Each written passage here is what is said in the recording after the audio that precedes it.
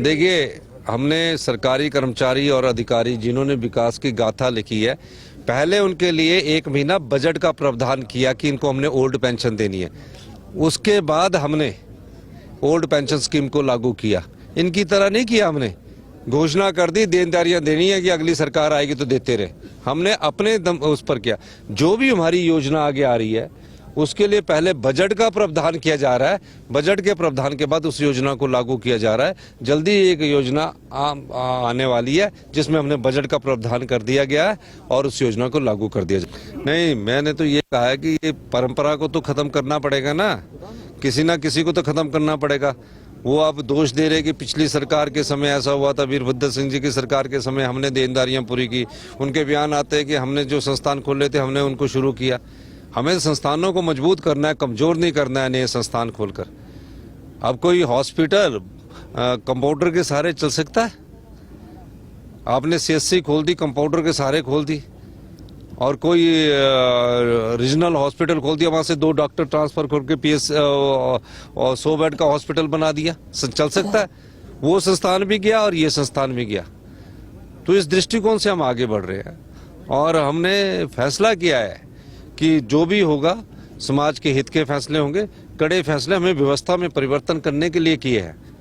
अब पीडब्ल्यूडी के टेंडर थे जो 60 दिन तक टेंडर होता था, फिर सड़क का काम चलता था, फिर बरसात लग जाती थी। सड़कें हर साल कच्ची हो जाती है 1 साल में। इन सब दृष्टिकोण से हमने फैसला किया कि 20 दिन के अंदर काम करिए और 1.5 साल के अंदर सड़क का कंप्लीट करिए। और भी कई परिवर्तन आ रहे हैं। मूल चूल परिवर्तन करने की इस व्यवस्था में जरूरत है अगर आपने हिमाचल प्रदेश का भविष्य सुनहरा बनाना है। देखिए, मैंने पहले ही कहा कि हम तो व्यवस्था परिवर्तन के लिए आ रहे हैं।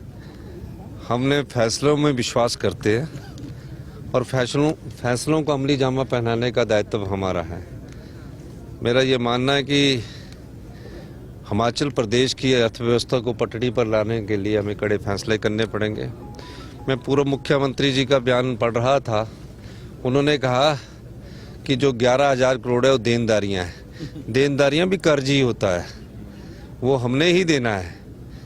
तो हमको जब अर्थव्यवस्था को पटड़ी पर लाना है और कर्जों को कम करना, तो उस दृष्टिकोण से सोचना चाहिए था। तब जब आपने 6th पे कमीशन लागू किया तो उनका एरियर देना चाहिए था, पहले पैसे का इंतजाम करना चाहिए था। डीए की किस्त की घोषणा कर दी, डीए में पैसे का इंतजाम नहीं कर दिया।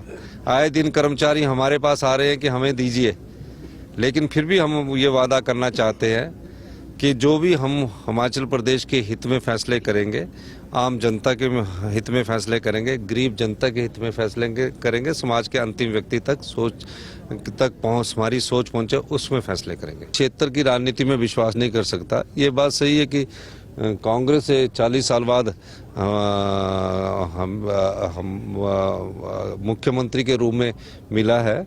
तो मेरा चाहे शिमला है, चाहे सोलन है, चाहे सिरमौर है, सभी क्षेत्रों में मेरे अपने साथी है। मैं संगठन के साथ रहा हूं और संगठन की भूमिका में रहा हूं।